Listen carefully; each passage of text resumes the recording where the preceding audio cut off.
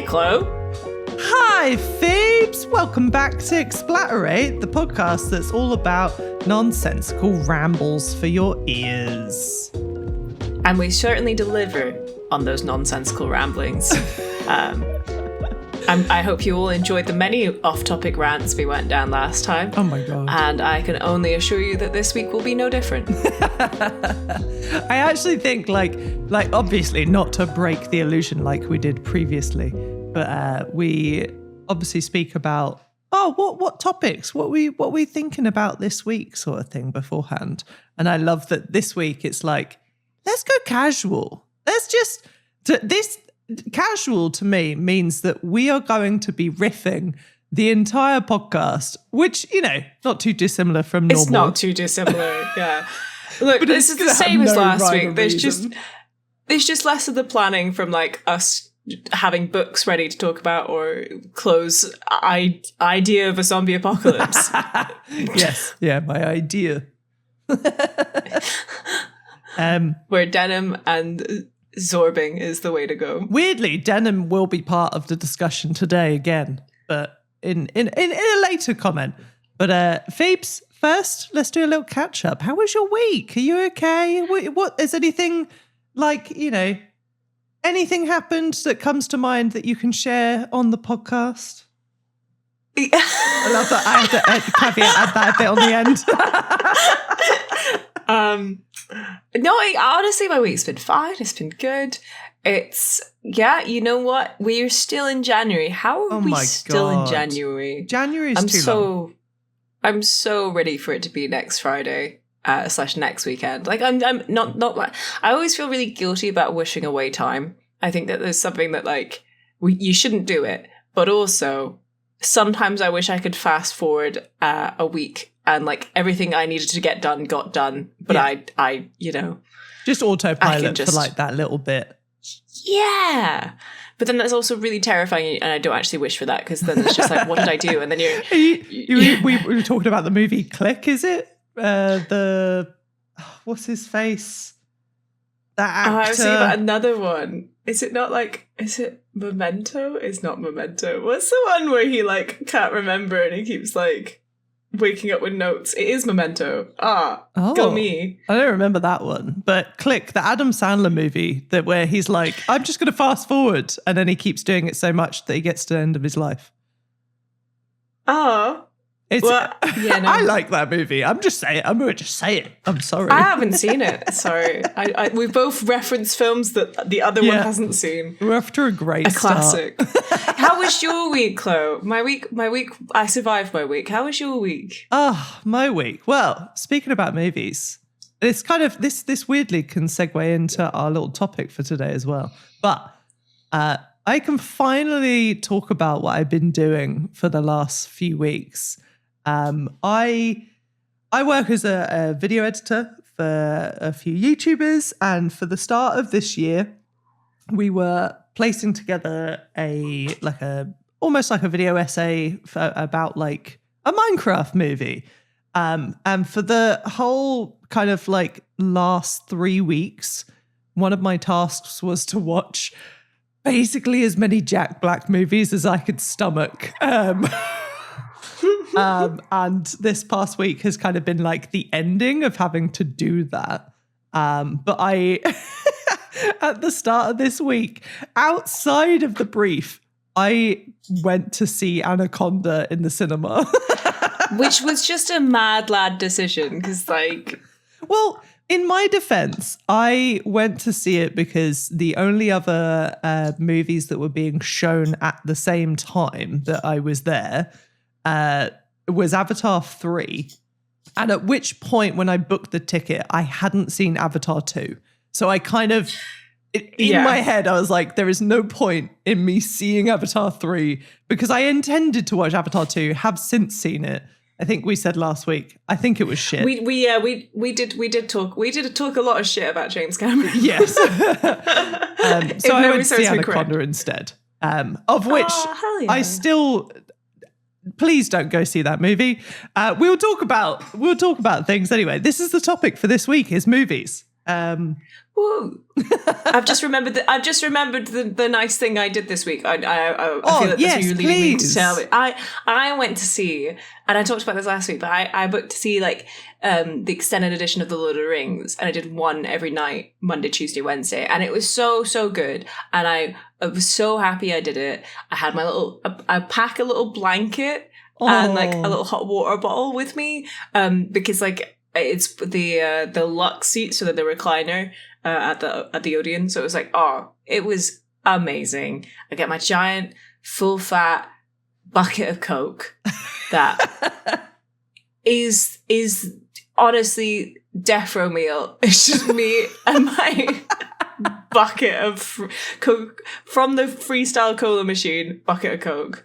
It just tastes better. It does.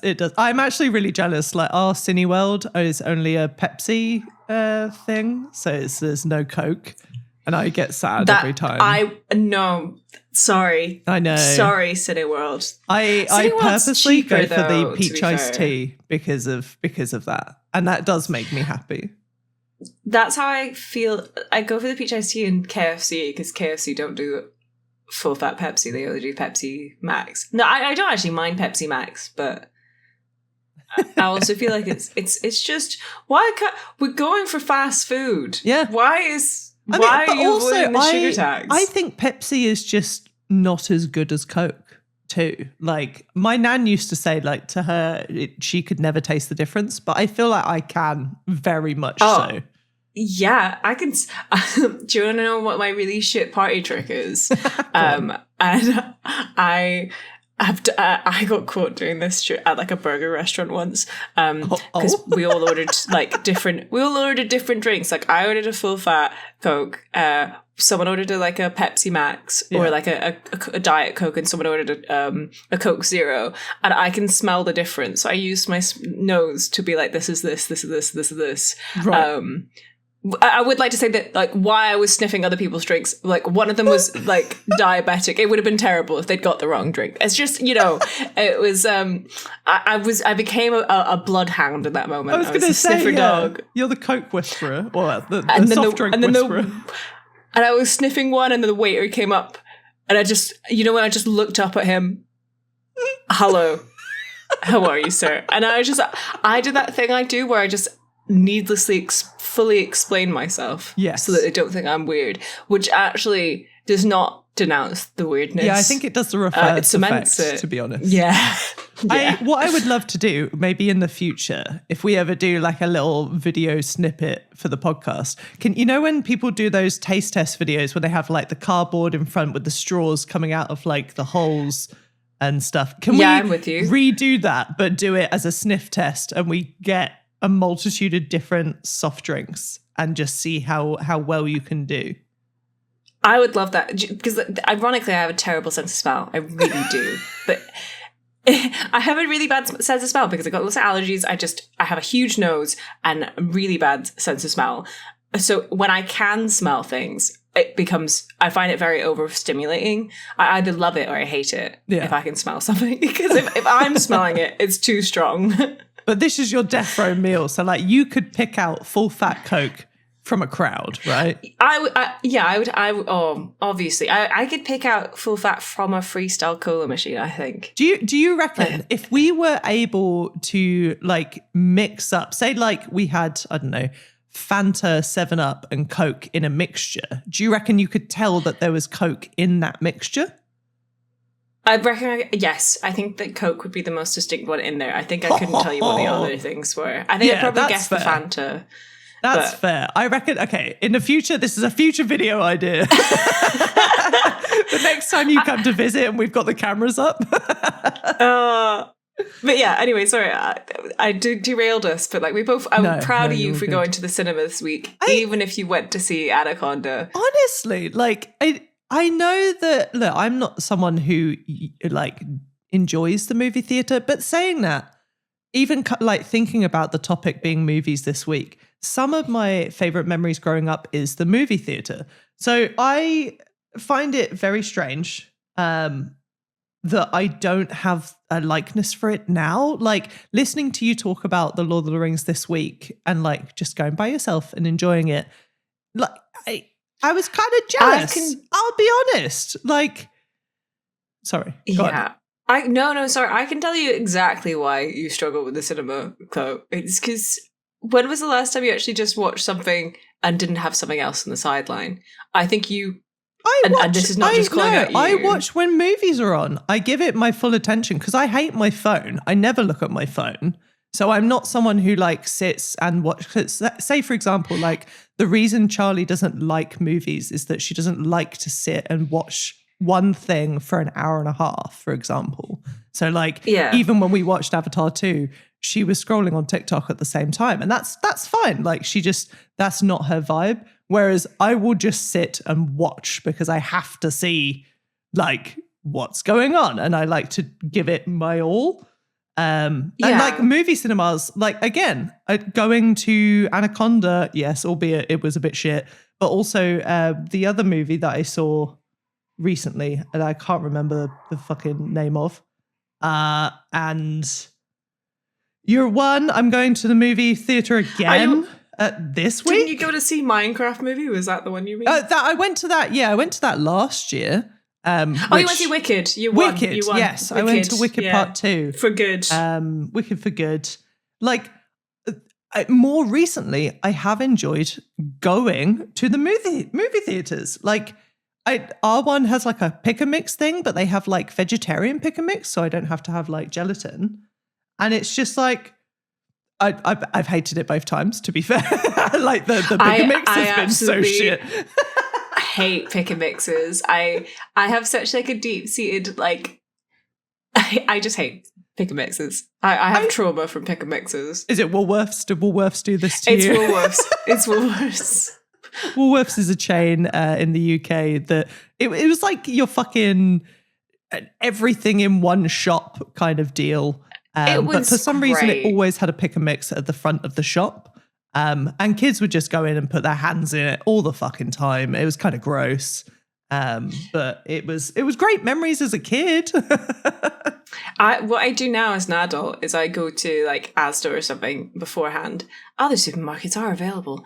And I will grab like a bunch of just like packet sweets. And if I've got the foresight, I'll bring Tupperware with me. So I'll have like, bring Tupperware into the cinema. And then I mix it there so I'm not rustling bags. Yeah, so I mean, I'll that's have like, fair.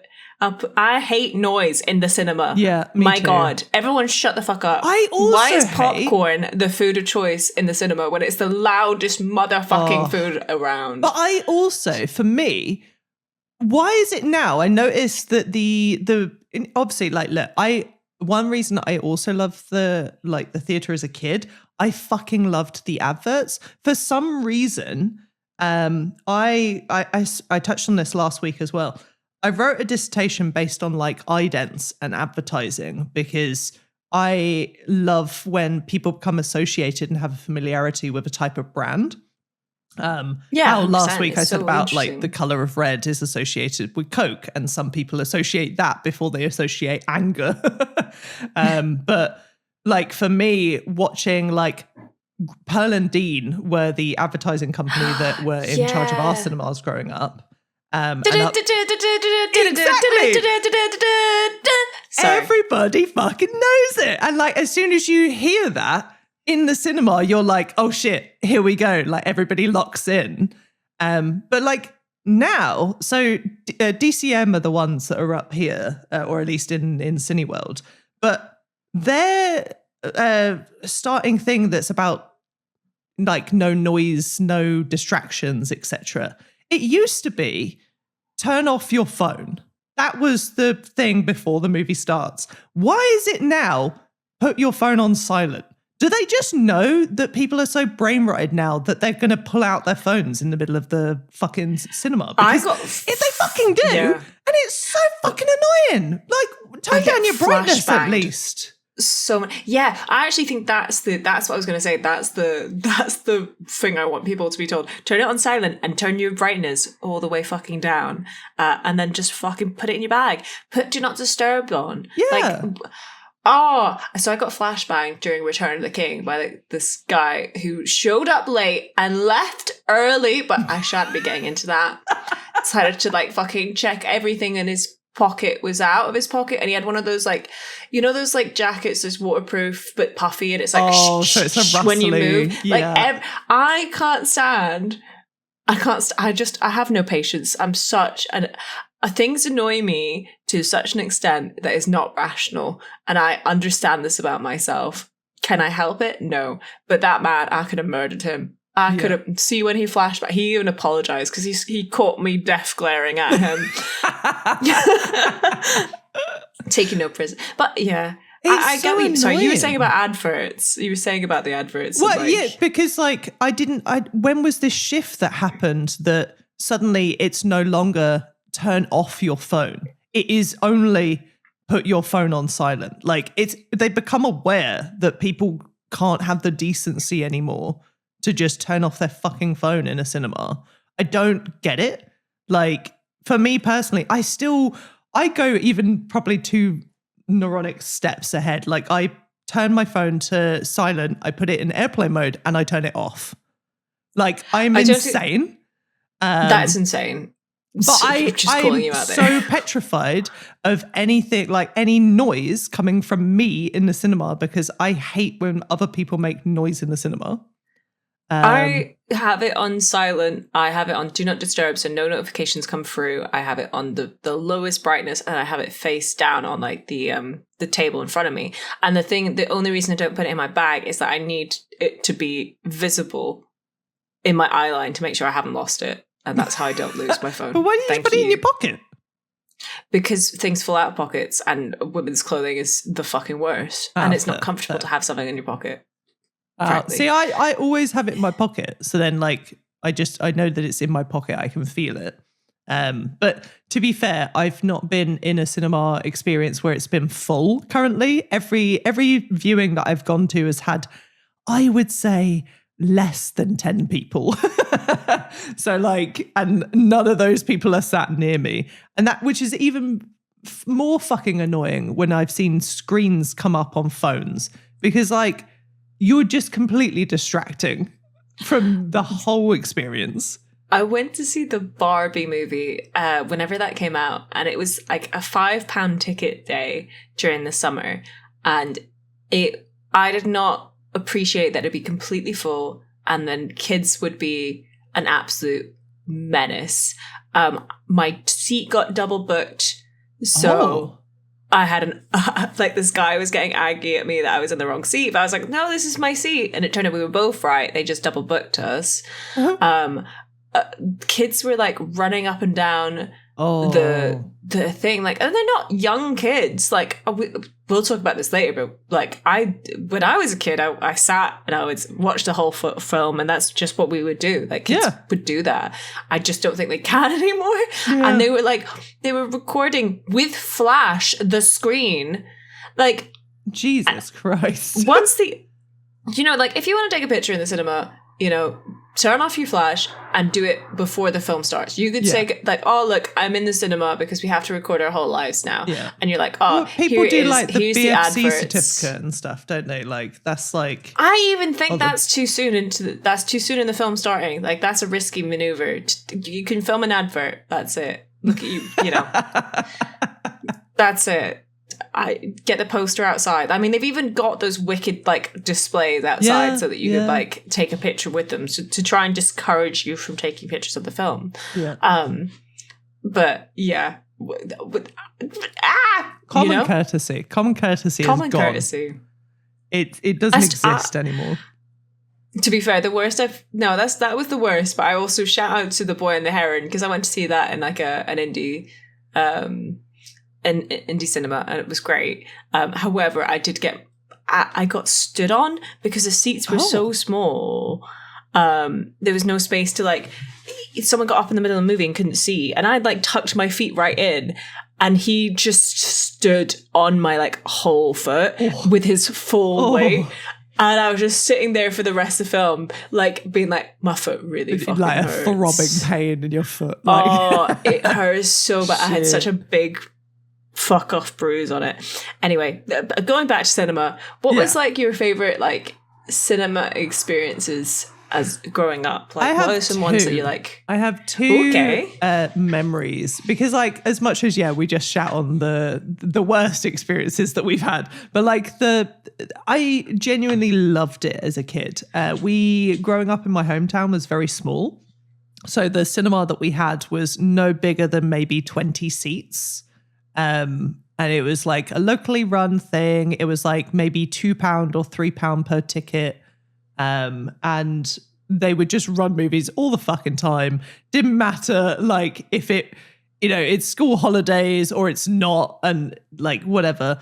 And we went in, it was like me and my best friend from school. It was A Series of Unfortunate Events, the Jim Carrey one, yeah, I love that the film. first one. And we saw that movie, I would say 12 times, because no one was ever there. It was just me and my friend. For some reason, no one wanted to see this movie apart from us. So we went the first time, watched it, and was like, oh, this is great. The second time we went was because we were bored, had nothing else to do. My hometown was literally just the seaside and this movie theater. That was it. Like, there's nothing to do growing up. So we went again. No one else turned up again. We were like, this is a bit weird. So we started sitting wherever we wanted in the cinema. The third time, no one's there. We were like, fine, we have a plan. There was a Morrison's across the road.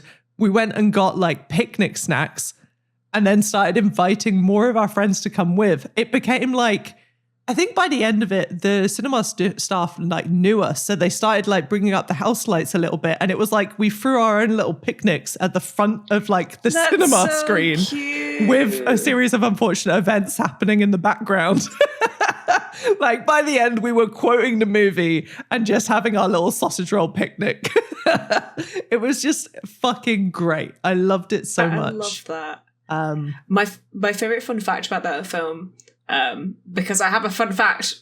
So you know the staircase of the Baudelaire children's like home, like yes. You see it at the beginning and then you see it once it's burnt down. Mm-hmm. They actually built only half of that and then mirrored the image. But they built all that. Isn't that cool? So they built this whole half a set and then just mirrored it. That's cool. How cool is that? So I miss us making things. That's all I want to say. Yes, echoed. I actually like watching a Minecraft movie, like I said. I'm actually quite shocked of how much was physical prop compared to like CGI. Yes, there was a lot of CGI in that movie, but most of it, again, is mocapped, not completely just animated character. And a lot of like the like village scenes and what have you are actually made and designed props, which surprises me because like a lot of the movie could have been green screen, like CGI, and I don't think people would have cared. But the fact that they put in a load of effort into making it, like physically, was really cool. Really cool.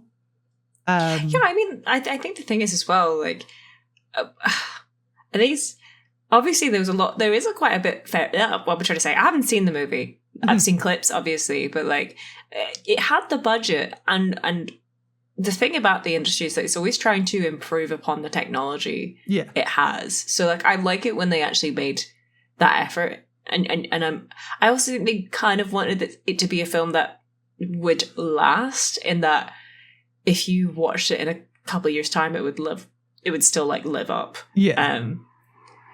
I mean, I can't believe there's a second one coming out. Like, I can't believe. Listen, it was like one of the most profitable movies ever made. Of course, there's going to be a second one. I hope it's good, honestly, because the first one for me, it teeters a line of like, it is too.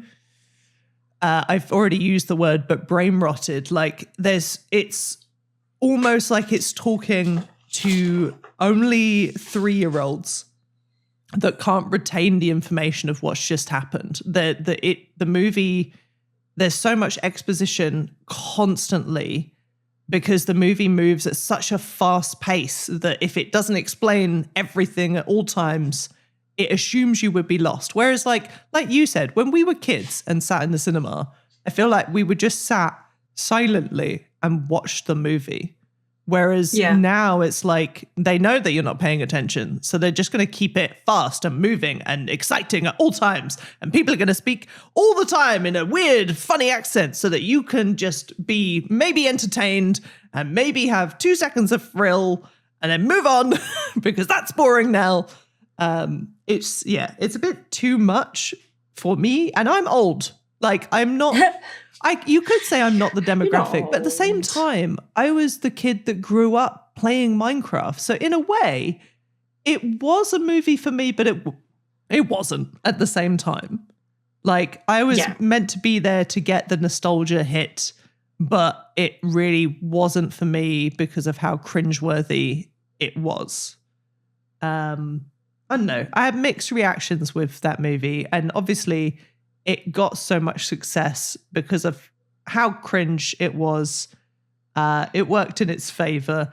But now other movies are trying. This was my problem with Anaconda. Like, Minecraft movie obviously has that chicken jockey scene that everyone fucking knows. Like, you're aware of it, even though you didn't watch the movie, right?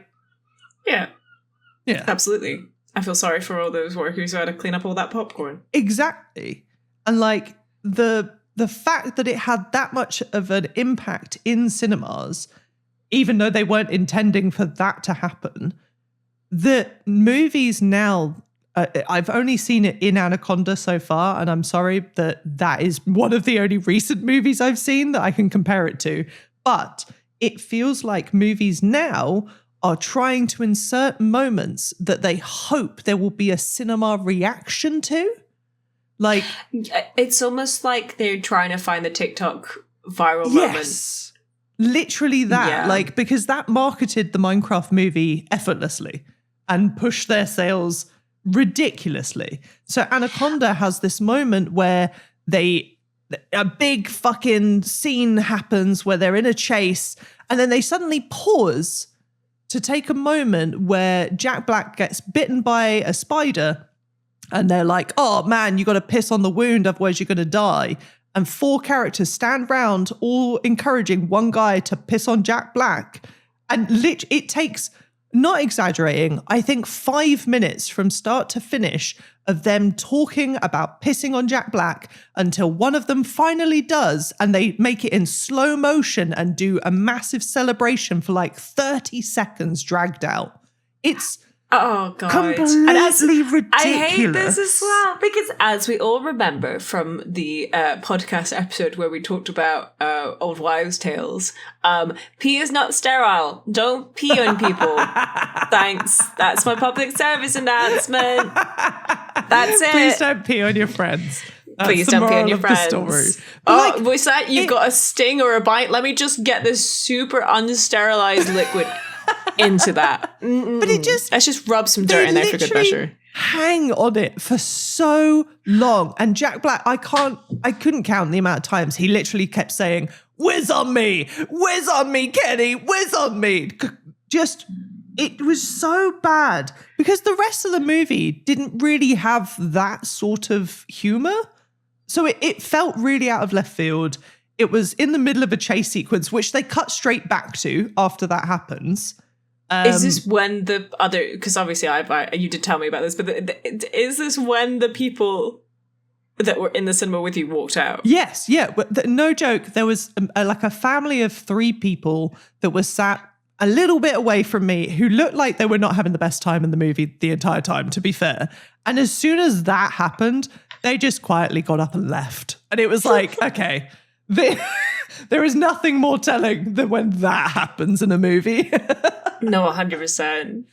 But yeah, it felt like they wanted people to celebrate as much as these 4 actors were celebrating someone pissing. Like in the victory slow-mo music, big montage, and no one gave a shit. The audience was silent for the entire of that movie. And it was just awkward. Oh, God. That's so cringe. No. But no. The Minecraft movie, I think, was the reason that something like that happened. personally. So let me just redirect the car a wee bit. Go on. Yeah, I can't drive. Can you tell that was my driving noises? She's fucking stealing out here, man. We got a drinking. Doing a donut. Woo! So you had a series of unfortunate events. What was your other best memory of going to the cinema? Oh, okay. Well, I feel bad. I feel like you should do a memory. We should bounce back and forth. You do. What's your favorite memory? Well, one of. Cinema memories. I don't know. I think because I've been thinking about Lord of the Rings a lot. I remember going to like a midnight screening. It probably wasn't actually midnight. A late night screening of The Two Towers when it came out, which means I must have been actually like 5. 2002, right? Yeah, I must have been like 5. And I remember trying so hard not to fall asleep. And I remember falling asleep. And being really upset because I loved we had the VHS tape of Fellowship at home, and me and my brother were obsessed with it. I'd watch it all the time. There's like four videotapes that I kind of like really remember watching over and over again. One of them was The Sound of Music, which my Nana gave me, and I love The Sound of Music. I watched that film so much that my mum used to try and hide the videotape from me because she got so sick of hearing Julie Andrews all the time. And then the other one was Mary Poppins. Again, really big Julie Andrews fan. When she dies, I will be in mourning. I just hope you all know that. Please don't die, Julie Andrews. Oh my God, please don't die. I also had Chick Chick Bang Bang. So double up for Julie Andrews and double up for Dick Van Dyke there. And then I had Lord of the Rings, which is such like an off-piece one there. It's just there was also Harry Potter, but like, you know, I feel like my memories of Harry Potter are very much tainted by a certain someone. Fuck you. Anyway, but you know, so going to see the Two Towers was a big deal, and I was really upset because they let me. I mean, like, I'm not acting like they let me go. My parents didn't have anyone to watch me, so they took me with them. Let's be real. They're like, oh, we're all going to the cinema. I guess like when you're 5, I don't think it was your conscious choice of like, I want to go see the Two Towers. I think it was. At 5, you are going to have a conscious choice of like, I really want to go see Lord of the Rings. And I think I would have been really upset because I get such bad FOMO. If they left me out, I would have been irate. Because it's not like they didn't, like we had babysitters. They could have left me with a babysitter. But you can't leave one child and not the other. And if they took John and not me, I would have been pissed. Did you go and see Return of the King as well? We went to see it 3 times. Okay. So what was that like for you? Like, do you remember, because obviously that was the end of the trilogy, like fucking massive moment. Do you remember what that atmosphere was like? It was so good. It was like, even watching it the other day, it felt like, honestly, watching them this week felt like watching them for the first time again, in a way that is just like, man, these are so good. They've lived up. The mixture of practical effects with like all these beautiful handmade like miniatures combined with the CGI when needed, and like the CGI only when it's just like so much care and craftsmanship went into this movie, and it shows. And although it's really easy to pick holes in it, and I honestly think this is such an adaptation that is better than the book. It's better than the source material. I'm sorry if anyone's really upset with that. Tolkien, the run-off sentences. I think The Hobbit is really good, and people should read that. Yeah, I think Lord of the Rings is a difficult one. I read the first one and I got halfway through Two Towers, and then I was like, I'm out. I'm dipping. I might try and read them again, but like they are not easy a tough read at all. And it's also just like, I'd just much rather watch the films. This adaptation was so good. I think like I'm so happy that those books exist because they've led to such like a world building, etc. Absolutely, yeah. But they are difficult. They're not, they're for a different age and they're for a different time of writing, but even then they've not lived up as well. It's like, here's my example. It's like reading Mary Shelley's Frankenstein and then reading Dracula and then realizing that those were almost 100 years apart in when they were written, and yet Frankenstein is much easier to read. And I'm just putting that out there, that sometimes putting all those frills in does not help your readers digest the story.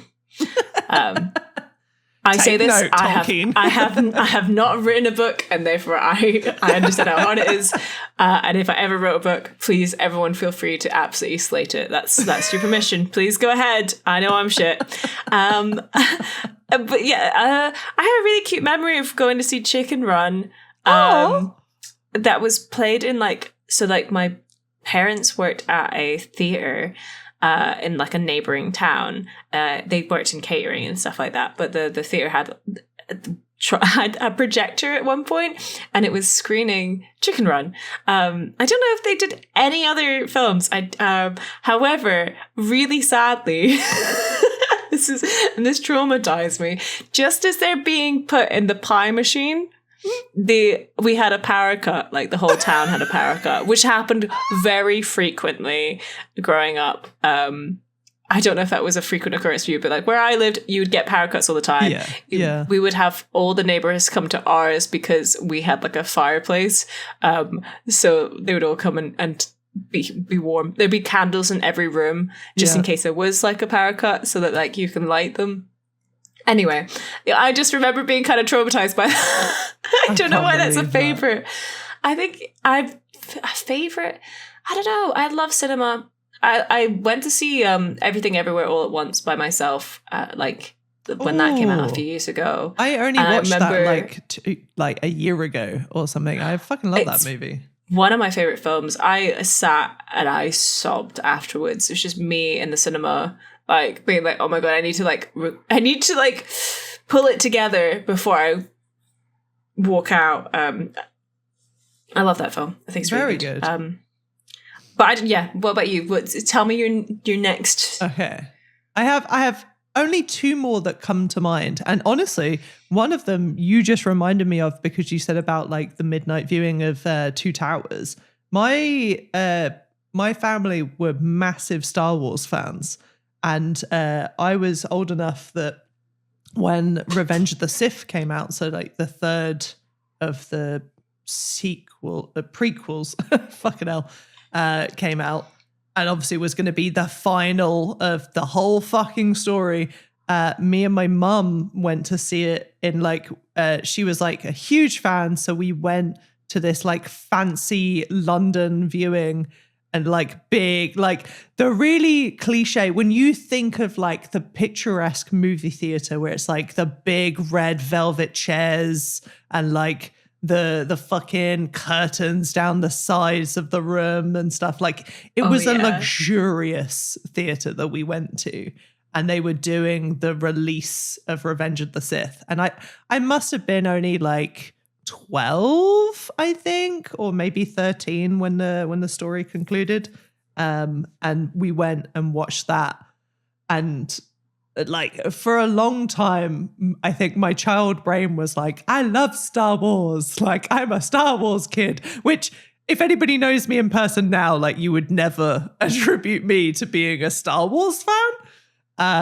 But yeah, I remember being fascinated by it. Like the biggest moment of my childhood life being like, I'm here at the climax of this like 6-movie fucking decades long thing. It was fucking great. It was beautiful. I think I also cried just at like, I think the atmosphere of the room, like I know saying about how like people in the UK at least don't really like clap or do anything in cinemas, but that they did. Like people were audibly like gasping at the screen or like reacting in a way, but it didn't feel like intrusive, because like some people do, like when it gets stupid and you hear like obnoxious laughter or whatever, like sometimes it is distracting and it is not a great experience. But it was like a collective, everyone was there to see the end of this like saga, and everyone collectively were enjoying it. The only thing that I guess I could attribute that feeling to for me is like, I love concerts. That's my jam, is like, I used to go to gigs all the fucking time. Like, I think when I was a teenager, it was like you had to travel 2 hours to go to like a decent concert venue for us. And for that, it was like, all right, I'm saving up all my money every month. I would go maybe 2 or 3 times to London to see a gig of whatever band I was into at the time. And I used to love that because, again, collectively, it's the only environment that I felt like everyone's there for the same reason. And when the song you love comes on, it's like a euphoric experience. And that's what it felt like being in the cinema. At the end of that movie, everyone stood up, fucking rapturous applause. And it was like, cool, this is sick. Leave. Aww. Leave. Get out now because there's going to be a stampede. But like, that was a fucking great experience. I have like only one instance of like people making like a noise in the cinema, like communicatively, like jointly, which was I went to see Skyfall when that came out with my mom and I think my brother, and when they mentioned the A9, which is the road, like we were in Perth, which is the road that goes from Perth to Inverness, the audience went, "Hey!" and like started laughing. Like they were so happy that like we got mentioned. I fucking love that. Of all things, it's gonna be just the fucking A road. It was so funny. It was just really funny. It's like, oh, we're on that. Oh, it's so good. Oh, that's so funny. I love that. I'm really glad you like had a good experience with Star Wars though. Like, I think for me, it's just I when I watch them, they would be like in the background on like on a Sunday when they just play films on the TV. Yeah. And I just couldn't really get into them. Never been a huge Star Wars fan. Yeah. I watched I only really watched the first 3 recently, like last year. But sorry, I have one more like. No, that's not true. I have another like favorite. So I loved going to see. So there's 2 films I went to the cinema to see 3 times. One was Return of the King, which I absolutely love and adore. And the other was the Simpsons movie, where me and my brother John went to see that film 3 times. And it was just because, like, if the family, we all went to, like, because it was quite a big deal, like, you'd go once a week to the city. It's like, okay, look, we need to do the food shop, etc. Like, do you want to just go off and watch a film? Yeah, we do. So we went to go see the Simpsons movie. And this is before 2008, and you can tell, because after that, no one had any fun money.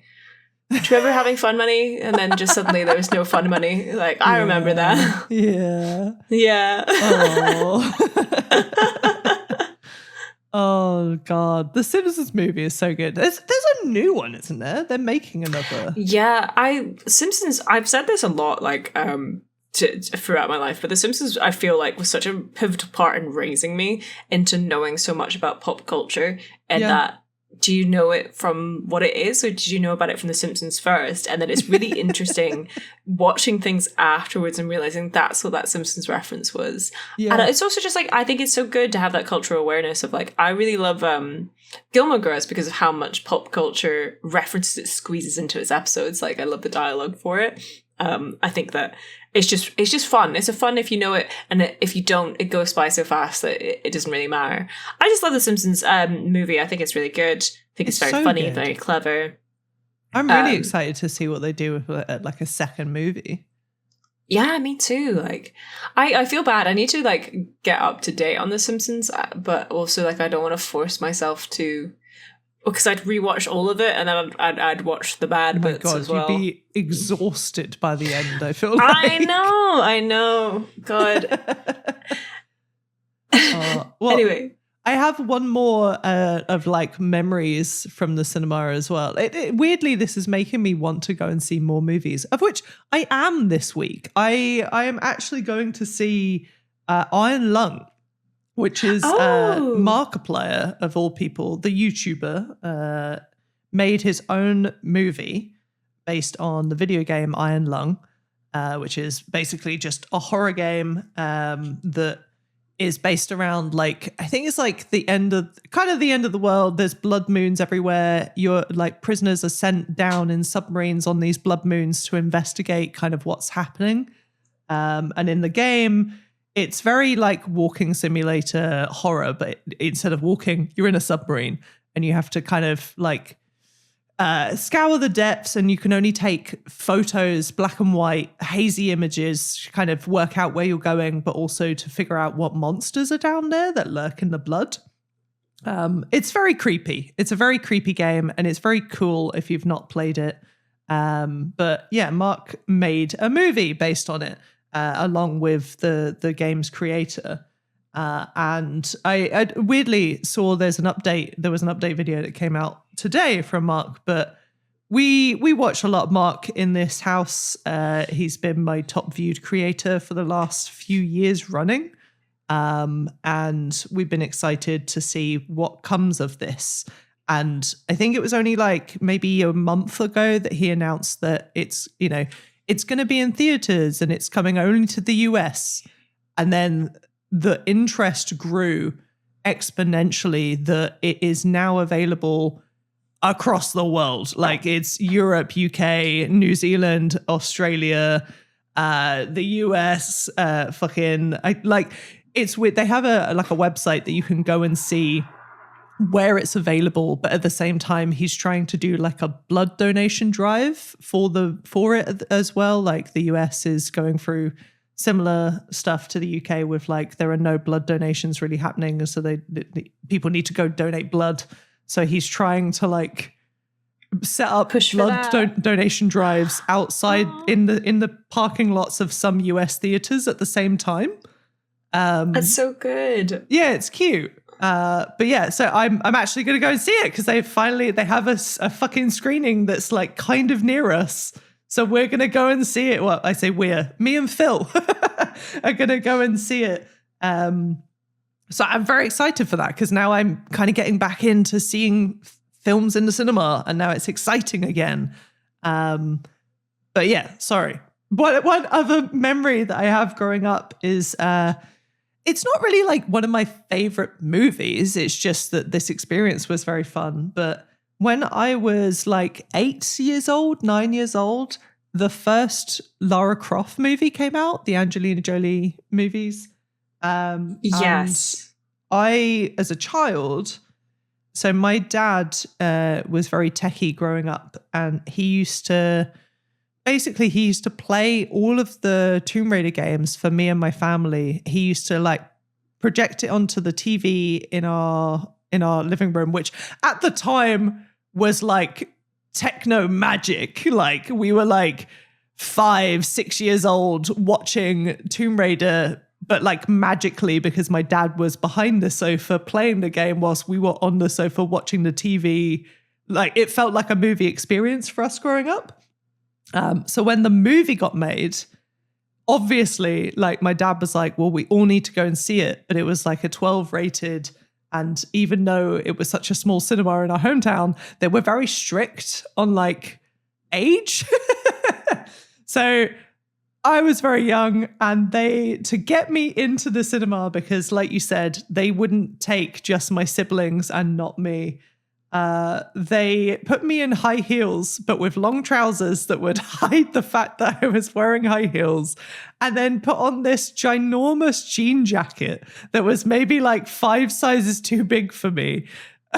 I don't know what in their minds attributed a denim jean jacket to be an adult, to like a teenage thing. Because it's just like, it's really adult surviving the pandemic. And we know, like, there's nothing going to help you through a zombie pandemic quite like a jean jacket.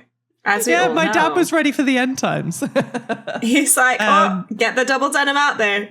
I remember like being so, like, I was so hot because I was like covered in this fucking massive jacket, weighed down by how heavy it was as well. Like, walking through in the like, giving my ticket over, and like the person obviously being like, you are a child, like, why are you here? But yeah, like, seeing that with my family was very, very cool. Speaking of it, I don't remember the movie that we watched, but the only other time that my family went together to view a movie, it was me, my brother, and my dad. And my brother had this fucking like giant bucket of popcorn.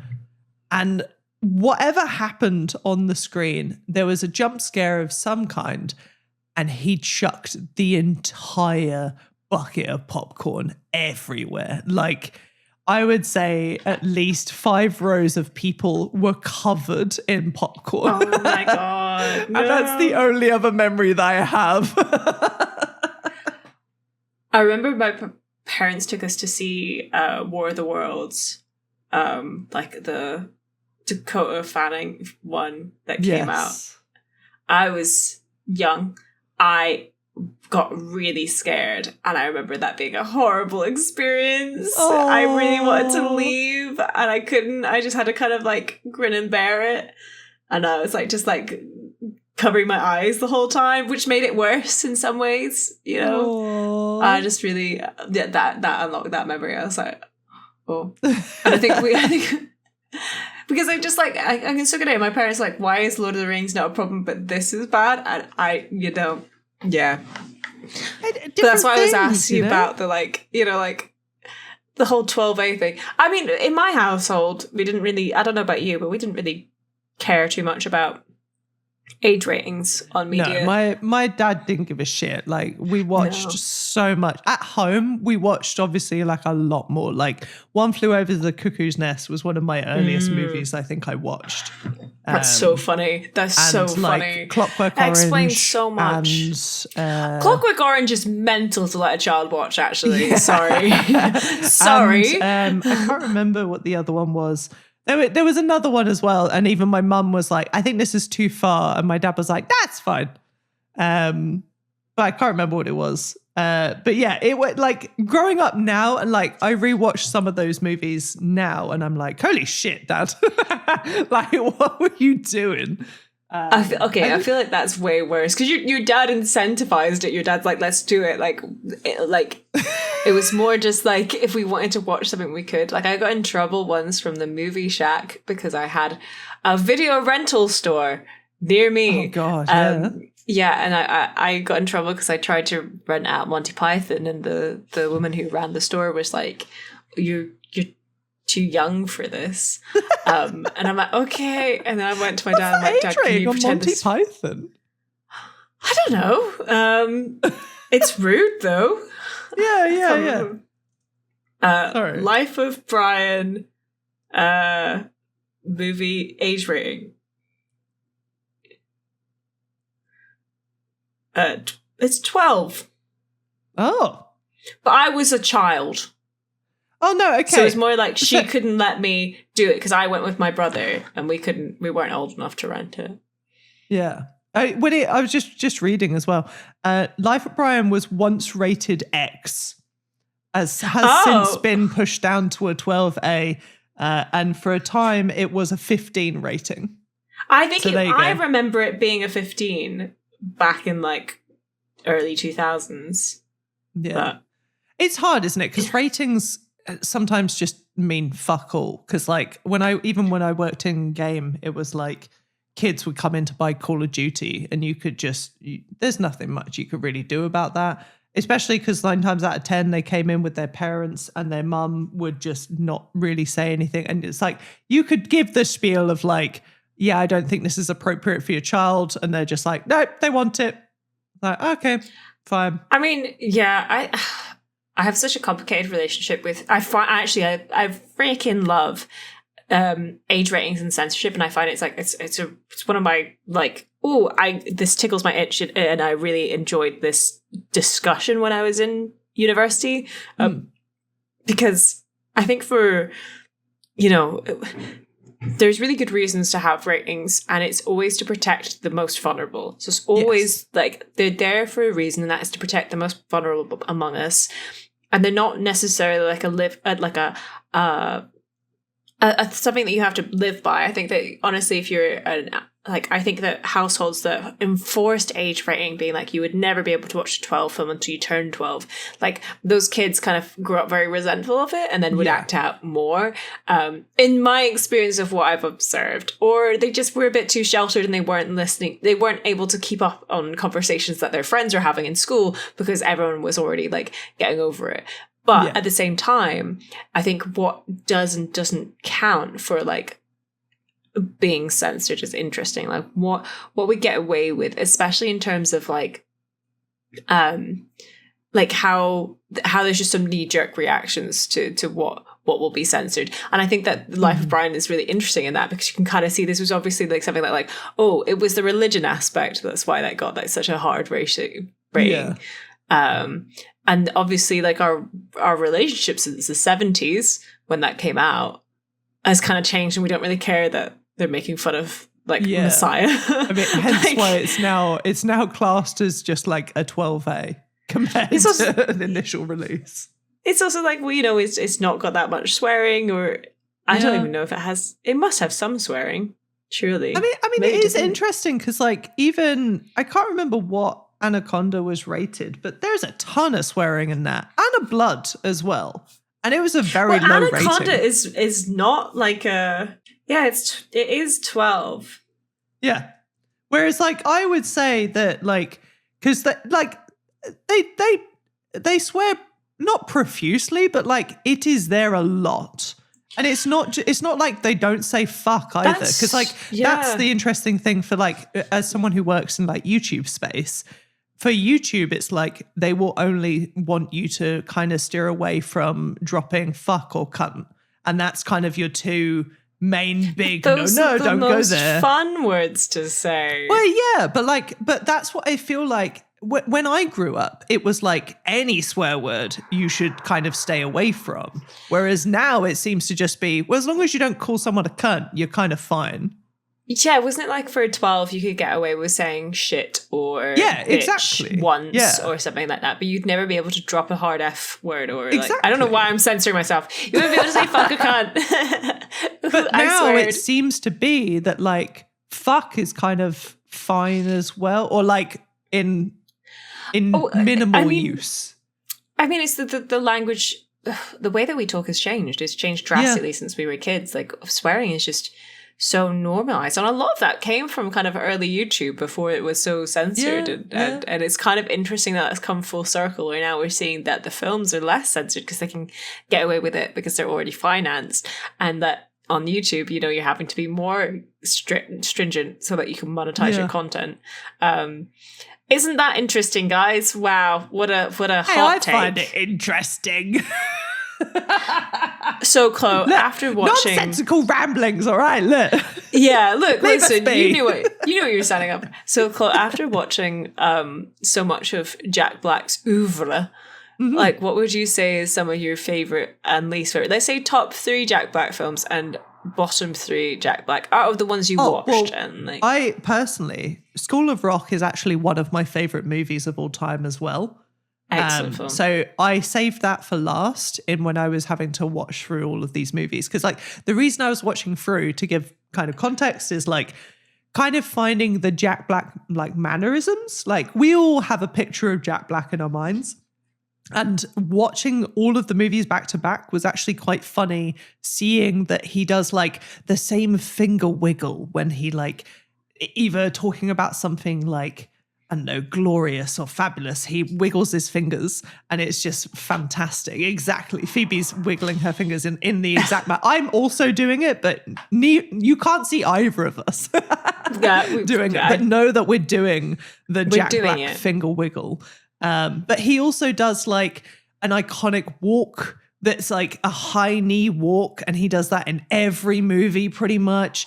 The way that he either shortens words or, like, has, like, a weird pronunciation of words, like condish. I don't think I've ever heard him say condition at all in any of the movies. In, like, I think in both School of Rock and Dear Santa, he does say condish both times. I think he says it in the Minecraft movie as well, doesn't he? Or yes, is it a different word he shortens? I think condish is also there as well. little nepotiz from School of Rock as well. I think if it ends in shun or isn't, Yeah. he just like because he does that with like position in the Position. Tenacious D. Yeah, like in the Tenacious D song. It's like, what's your favorite position? That's cool. It is with me. just It's like not my favorite. Jack Black mannerisms. It's just the Jack Blackism. And it's like watching all of these were great. School of Rock is my absolute favorite. It is up there in my movies of all time. One of my second favorite for Jack Black is actually Kung Fu Panda. Kung Fu Panda is a really good movie, to be fair. And even though he's not physically in it, it's still, all the Jack Blackisms are still there. But like, I fucking love that movie so much. I thought it was great. I actually liked some of the sequels, maybe the second one. I don't think I liked the third, but again, great movie. I don't think I've seen any other than the first one, but I really enjoyed it. I think I saw it in the cinemas, but like on a random school holiday. I think I enjoyed it so much that do you remember when like some games used to come in like a duo pack, and like for some reason I love the Kung Fu Panda game on Xbox 360. Yes, sorry, is it the duo pack where it was that and Lego Indiana Jones? Yes, exactly that. Yes. Such a good bundle. That game bundle. got really not Indiana Jones. Sorry, the Kung Fu Panda game got really hard. I remember this one bit where I was like, I think I gave up on it. It was like just so good. It was so good. And it's funny because like people always give shit to like the movie slop like games that were made. But that was I would say an outlier of like actually impressive game. They're not all built equal. I think that I really like that one, and I really like the Ratatouille Wii game. It was actually really good. Those are like two that I had that I was like, yeah, these are actually really good. Because I wouldn't have bought the Kung Fu Panda one. I think actually I didn't buy it. It was my brother's, and my brother gave it to me once. He gave me his one Christmas. My brother got a new Xbox 360 and I got his old one. And that's what I got for Christmas. And what a nice trade. And I played that, I remember. I think we got it for the Lego Indiana Jones. And then I was like, I think on one day I was like, oh, I'll try Kung Fu Panda. And then actually loved it. It's so good. Of the movies that I watched, because I didn't watch every Jack Black movie. So I did High Fidelity, Shadow Hal, Orange County, School of Rock, King Kong, Nacho Libre, Tenacious D, Pick of Destiny, Holiday, Kung Fu Panda, Jumanji, Welcome to the Jungle, Dear Santa, and Minecraft movie. So I did not do all of them. And I still have yet to see the Super Mario Bros. Movie, which I still really want to see. Yeah, because I think we should watch that. We should put it on the wheel and try and watch it before the next one comes out. Because I think it'd be quite fun to go see that in the cinemas together. I would love to see that. You should come to my cinema so that you can have like the leg up experience and the giant full fat Coke. It's just so good. It's so good. Well, yeah, like maybe I will. I might have time to, because the next one comes out in April, doesn't it? So I've got some time. I can make sure that we do that. I genuinely, one that surprised me, which I thought was going to be bad, was Jumanji.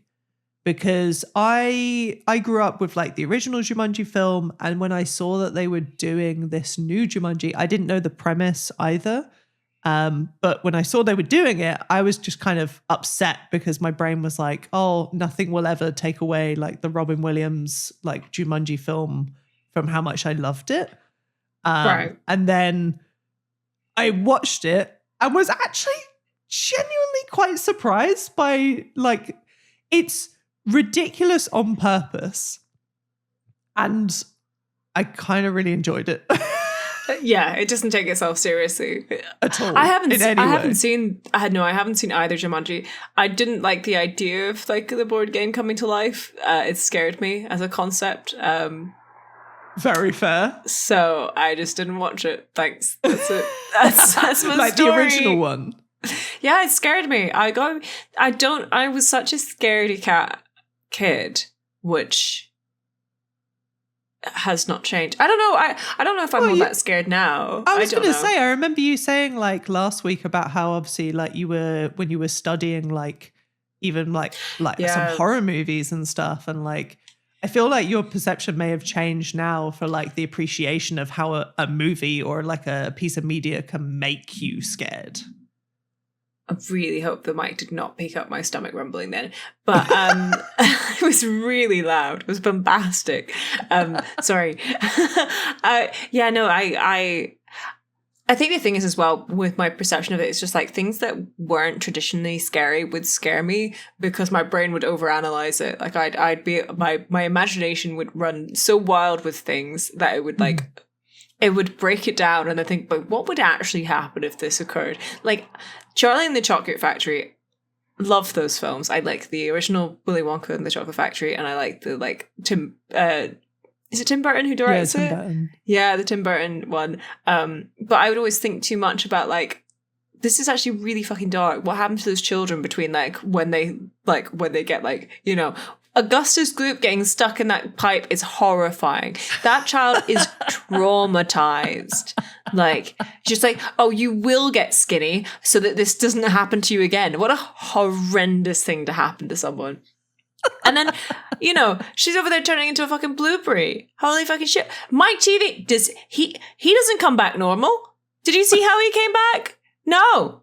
It's horrific. Like, it's genuinely traumatizing. And like, Roald Dahl was such a big part of my childhood. And it's just like, all their stories were so like horrific and like traumatic. And then I would just think about them in ways that I just couldn't understand how other people weren't overthinking things the way I was. And I'm fine, guys. I think that I'm normal. I think that's really interesting because like that's a very logical way to actually like analyze that, I guess, because like my brain did not take it so literally, and just poked fun at it. Whereas my imagination, for me, it's like I say traditionally horror things, Amnesia: The Dark Descent, right? The first time I played that game, I would say I wasn't too scared playing it, but when I put the game down and it was like 2 a.m.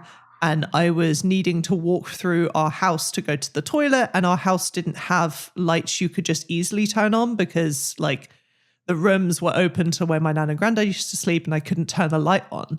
My imagination would run wild with the stuff that I'd just seen, that I could trick myself into thinking that the amnesia monster would be in my house, that I would go into a full state of panic. So I remember once after playing, I tried to go to the bathroom. I got so panicked that there was a monster behind me that I fumbled closing the door, and shards of the metal plating from the door handle lodged into my knuckles. Because I was fumbling so much to shut the door.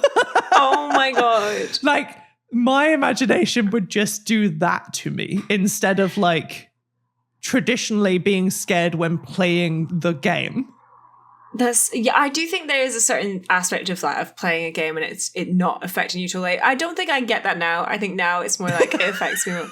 But I watched you playing mouthwashing recently. Oh my God, mouthwashing is so good, guys. Highly recommend. I was so scared. I kept opening the debug menu because I was getting so scared. I kept fumbling with the controls. I'm not going to spoil it. There's a bit in it where I had to do like some shooting mechanic and I was like, oh my God. And I kept just opening the debug menu. And it's just embarrassing that my body I've always said this, so you know what? I said I would survive a zombie apocalypse. I absolutely would not. I want to go back and retroactively remind myself that if someone makes me laugh, my knees stop working. Like if I get chased or like, and it's making me laugh that I'm getting chased, when like I just my knees. I'm being chased. I'm running for my life. This is the most fucking hilarious thing in my life.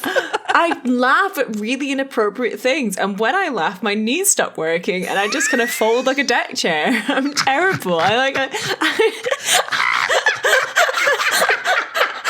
I can't laugh and function. I like my arms stop working. I can't do it. So I don't know what I don't know what brazen idea I had that I'd survive the apocalypse. I don't take my medication anyway. No, mate, you can't use your legs if you're laughing. It's terrible. Sorry. I just have the image of you collapsing like a deck chair now. I walk like a pirate drunkard, like as someone acting like they're drunk, because my knees just give out when I'm laughing. God. Anyway, that's You actually made me cry with that. It was so funny. Sorry. What were we talking about? Where was this? Where we were discussing how horror movie can horror. Yeah, give you that sort of sense. I went on this is early.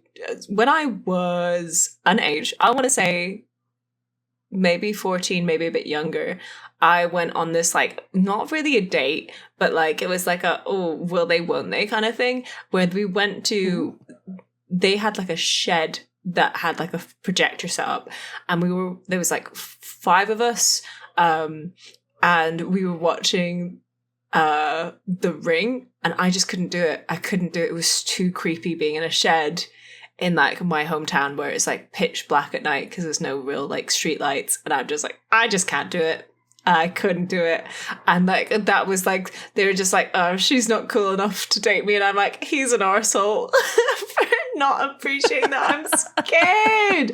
I'm just scared. But no, I think that now I fucking love being scared in a way that, but I like being scared with people I trust. Like, I think that's the difference that I've learned. It's like, it's fun watching horror movies with friends, knowing that you're safe and sound afterwards.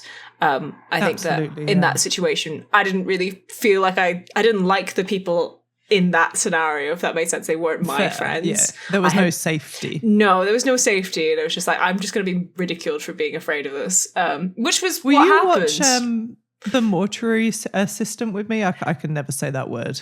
Oh, the game. The game there's a movie coming out based on the game. Oh, I will watch that. I really kind of want to see the March. shit Silent Hill film that's out right now. Oh yeah, I want to see that too. 2% on Rotten Tomatoes. Let's go, boys. Yeah, it's gonna be awful. Most of the Silent Hill movies are all How shit. Are there I so would just many? say. There's so many, I've seen most of them, and they're fucking terrible. Do you know what I have a real soft spot for? Even though I know they're shit, I love the Paranormal Activity films, all of them. I have seen all of them. Those. I would so be down to watching that with you, but it has to be like, we have to make the room dark and like do it properly. Yeah. Like it has to. Yeah. So where you, aside from, sorry, we were going back to talking about Jack Black. You said that of your favorite is favorite is School of Rock. My which second easy. favorite was Kung Fu Panda and is Kung Fu Panda. And then of the ones I watched was Jumanji. And then top 3 worst ones, because like top I watched a few. worst? I watched a few with you, and we had a time. Yeah, true. I mean, I would say that I didn't enjoy Shallow Hal the most. It's funny because growing up, I found that movie great and funny. It's very upsetting odd now looking back. Yeah, because it's like, wow, okay. Yeah, humor changed a lot, but also our brains realized, oh yeah, that's not okay, actually. No, I'm gonna say out, it was not okay at the time. We were just kids. And we didn't know any better. But like even at the time, point. This was a bad film. It calls itself out for being shallow. A bad film. Like it was like no one thought this was a good film. Like yeah. The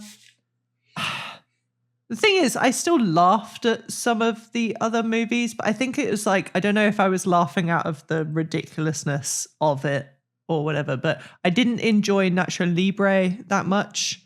Yeah. I think, but that also, I was annoyed because like it kept breaking. So I had to keep like kind of restarting where I was watching, and it was just infuriating after a little while. And then I think The Holiday is just, I'm not really a rom-com kind of person. You're putting The Holiday in the bottom three? It's just because it's not my kind of jam. Like, I kind of signed up for the Jack Black movie. I wanted the silliness and stuff. And like, that is just actually a rom-com, and Jack Black is not really being Jack Black. It's just, he's a goofy guy that she falls in love with, Yeah, it is wild that he's in that film, to be frank. Yeah. It is. But yeah, because in my head I was going to put Dear Santa down there, but actually I quite enjoyed Dear Santa. I think we had because I watched it with you, and it was a good experience. Because we got to pick it apart together at the same time. The thing is, it's not bad. It's and the dark humor made me laugh probably too much than it should have. I think we just got so angry by the ending.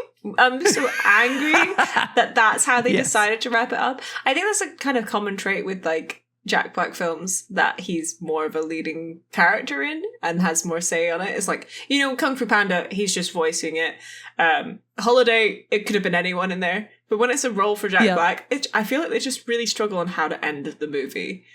It just seems to be a common occurrence. That's very interesting. I would say that is the case with all of these movies. Besides School of Rock, I like how they School of Rock is really good. Again, it didn't need to be Jack Black.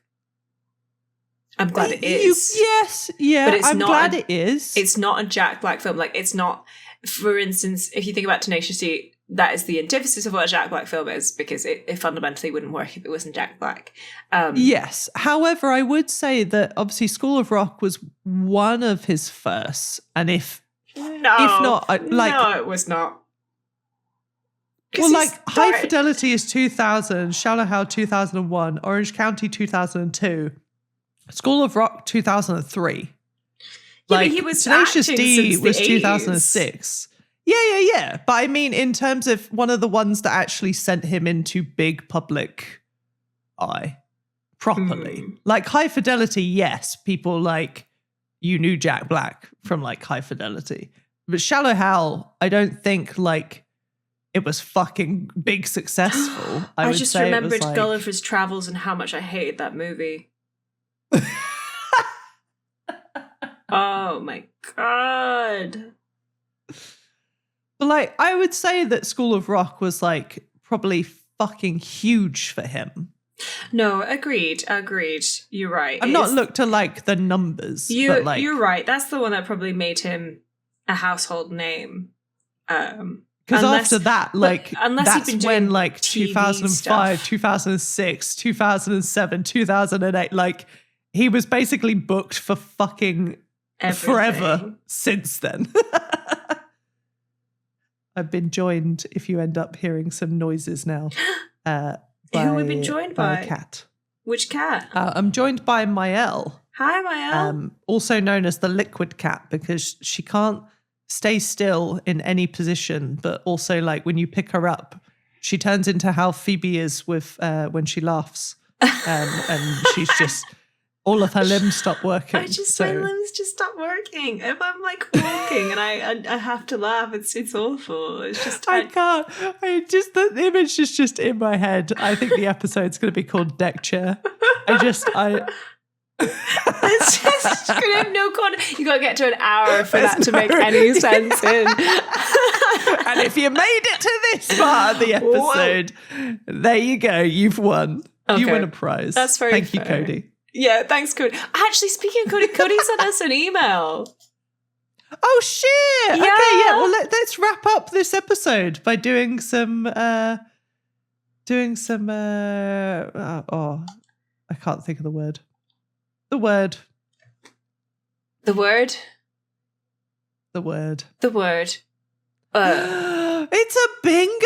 It's a bingo! Hell yes. So, Cody, our beloved listener, is it easy to say that Cody might be our favorite listener of the podcast? Are we allowed to pick favorites? I don't know if we are allowed to pick favorites. Cody's the main reason we're keeping doing this, though. Because Cody is the main reason we're here. Cody's always like, when are you going to record the podcast? We love you, Cody. We appreciate all our listeners. Thank you for taking the time out of your day to listen to us spatter absolute shit. This was such a nonsensical one that I love it deeply because it is just us chatting about films. Honestly.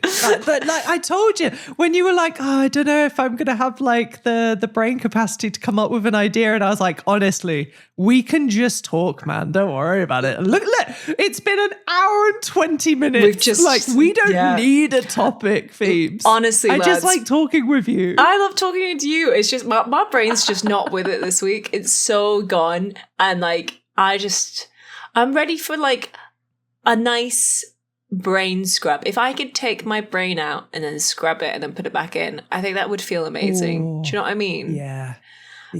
With like a proper scour, like sponge as well. That's what I need. Oh, you would?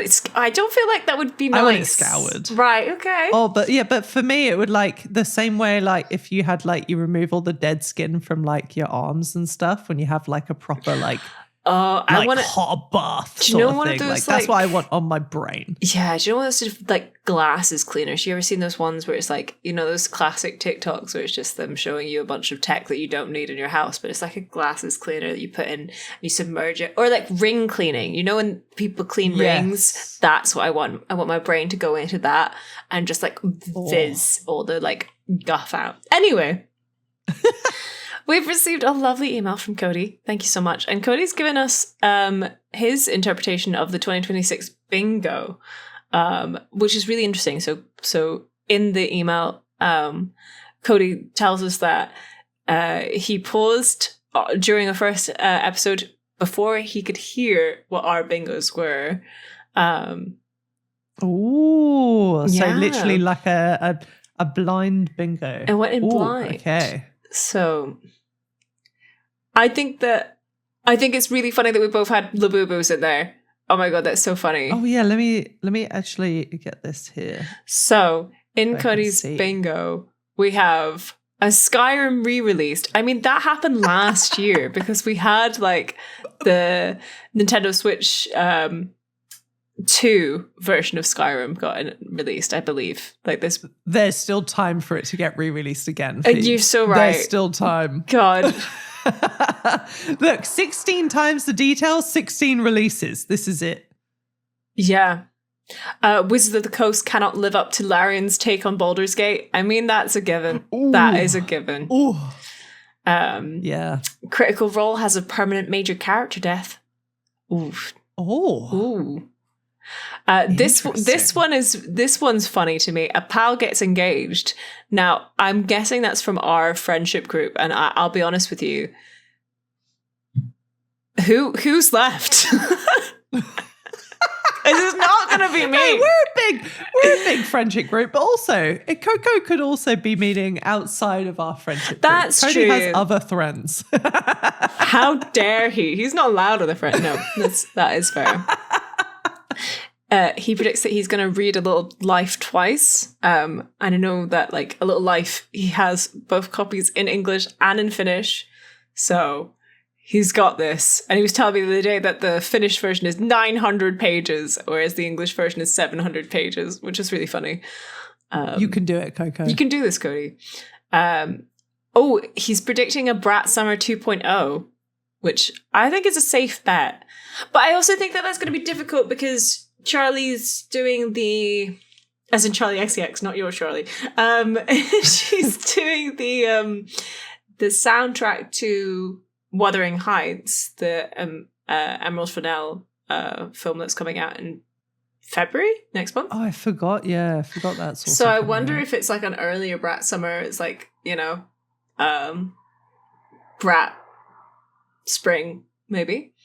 Brat Spring. Sorry. Cody predicts that they'll have over 200 euros in savings. Cody, I think you can smash that. You got this. You can do it.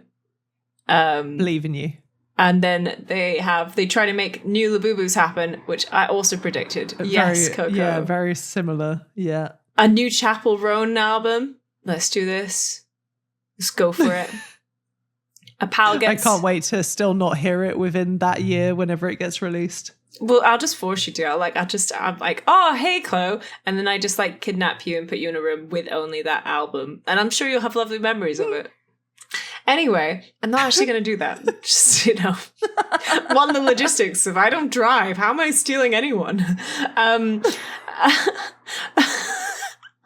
You could carry on. I've lost the plot. Okay. The next one is a pal gets a promotion. I mean, that could be, again, within any friendship group. That's true. And I hope it does happen. It's the year of promotion. Yeah. The next one is TikTok crashes and burns. I mean, we did see that happen last year for the 12 hours. Oh, yeah. that it was taken off and then put back on. I don't think it's gonna crash and burn. I think you're far off on that one. I think that would be nice if it did. Yeah, I think it'd be nice if it does. But I do find it interesting that we both said about like a social media platform in some way. I say social media platform. I'm including YouTube in that as a social media platform. Well, yeah. They get onto that. Oh, do they? Is that? Oh, okay. Let's not read ahead. We see Sorry. more of the Divinity game. Yes. I mean, Yes. I just hope we do. That game looks so incredible. They got in I remember so much when trouble, though. When the trailer dropped at the Game Awards, as it was actively happening, I said to Charlie, like moments before the Larian logo came up, I literally went, this is going to be something shit like fucking Dota, because they always put these fucking huge budgets into trailers like this, and it's something shit. And then Larian popped up. You're forgetting. I was like, oh. You're forgetting one big factor of like why it wouldn't be Dota. Valve's not Dota, sorry. Valve's not making anything anymore. What are you on about? Yeah, I didn't mean Dota. I meant League or something. Fucking Diablo. There you go. Oh, yeah. Because Blizzard always puts so much into the fucking Diablo trailers that it really winds me up that like I see it and I'm like, oh, this looks like a sick game. It's Diablo. It's like, yeah, the gameplay looks nothing like this. This is just a cinematic trailer. Cool. Grand. Thanks for that. Thanks for nothing. No, thank you for keeping some 3D riggers in work. Why can't you make them full time? Anyway. A pal moves house. I hope not. I hope it's not you. Well, yeah. Please, I've moved so much in the last 8 years. Let me stay in the same place for at least 2 years. Please don't move again. That's so funny. Please. GTA 6 gets attempted review bombing. Interesting. I love that you've gone with the assumption that it will release this year. Did I? I said I didn't care either way. I said I wouldn't put it. I said it delayed. Yeah, I said I couldn't care less because I had thought about it. Was on my written list, and I'm not saying that one. And then you said it was so funny. I think the review bombing is a much more interesting take than us being like, is it going to be delayed or not? I think the review bombing is likely. I don't think it's going to affect anything. So that makes sense. They're still going to make money from it. Yeah, absolutely. YouTube gets better. That's a hot take. That is a hot take. I think it like we said obviously last, like with our bingo, it's either it is going to get better or it is absolutely going to just die this year. I think it has to. It's at a breaking point in my mind already. So I love that you've gone for the positive and I went for the negative. Aries Kitchen returns. Hell fucking yeah. Let's go. Let's get him. I would love nothing more for Julian to just go, it's time for Aries Kitchen. Yeah. Fucking yes. I love Aries Kitchen. Oh, so good. Okay. I love that me just saying the positive and negative. Climate change catastrophe. Keep it light, Cody. Keep it light. I mean, whereas I'm like, the ozone layer is healing. I mean, yeah, I'm not going to go into my AI rant again, but just cue up my AI rant here. Did you see? I don't know whether it's like true or not, but did you see that ChatGPT has openly said that they're losing funding at a crazy amount, that they will run out of money by 2027? Oh no, what a shame. What a shame. Let me find my tiny violin. Oh, it's so small I've misplaced it. It's too small. Meanwhile, Finland gets a better government. I mean, Finland is meant to be the happiest country in the world. That's the nicest place to live. Did you know that? That's where it's rated number one. It's rated number one place to live is Finland. We should all move to Finland. Yeah. Well, I don't know. It's like it's what it's what that. Big name gets cancelled. I hope it's also me. My stomach also rumbled. I'm sorry if you heard that. It didn't come through, but it's fine. We're wrapping up. Big name gets cancelled. Yeah. I think it's a fair bet. I think that someone's going to get cancelled this year. We're living in the cancel culture age of it's bound to happen. It's bound to happen. All Winners 2 Drag Race. Oh, I would love that. I would actually love for that to be a thing. The All-Stars, All Winners 1, I think was very, very fun, albeit with its own controversies. But I really want that to happen.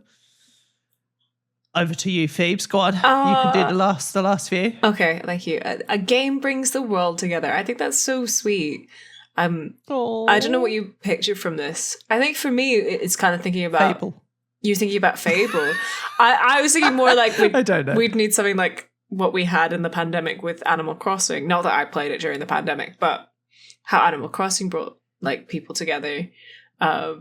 I am kind of, in my head, I'm merging this and his next one together. I'm going to go with Minecraft. Everybody gets into Minecraft again as the next one. I just hate Minecraft. I hate crafting. You do, but Cody, I would say that I think you're going to win with this one because I've seen that it's done a resurgence at the end of last year. And if anything, the start of the first few weeks of January, it's back up again with the amount of people that are taking an interest to it. Ludwig being one of the people that is now stirring the big old Minecraft pot again. So, and even today, me and Charlie might play Minecraft. It's happening. Cute. And then we have new major gaming console. I think if you count the Steam's Steam machine. Oh yeah. I think that could be an interesting one for that category. I forgot that was announced. Did the Xbox Ally ever come out? I don't think it's out yet. I don't think it's out yet. I thought it was supposed to be holiday last year. I mean, it seems weird because they showed it with Silksong, so you'd think it would be out already. Did it come out and just no one cares? Did it? What happened with that? I remember us being really excited about that. Was it a thing? I don't know. Come out? I'm not sure. And then the last... It does say you can buy it. Sorry. Sorry. And the last one that we have on Cody's bingo list is We Play D&D Again, which is cute. I would like that. We can do that. We'll make it happen. Like I had a thought for a campaign. I told Chloe ages ago, but I then... it's funny that the stomach noises are so bad. Right, we got to wrap up. Yeah, I'm so sorry. Mine's also going now as well. Thank you so much. Let's stop. Thank you so much for listening this week. Thank you so much for potting with me, Chloe. Thank you for potting with me. And don't forget, if you would like to email in just like Cody did, we have an email, explaterate@gmail.com. And we also have comments on the YouTube channel and on the Spotify. Shit. I don't know what it's called, the Spotify comments? Page, the Spotify. I don't know. Yeah, no. Whatever it is on Spotify, you can comment on it, apparently. Feel free to. We encourage that. Do what you want. You know what? We're not your dads. Do what you want. Yeah. Right. Well, have a good week, everyone. Goodbye. Bye.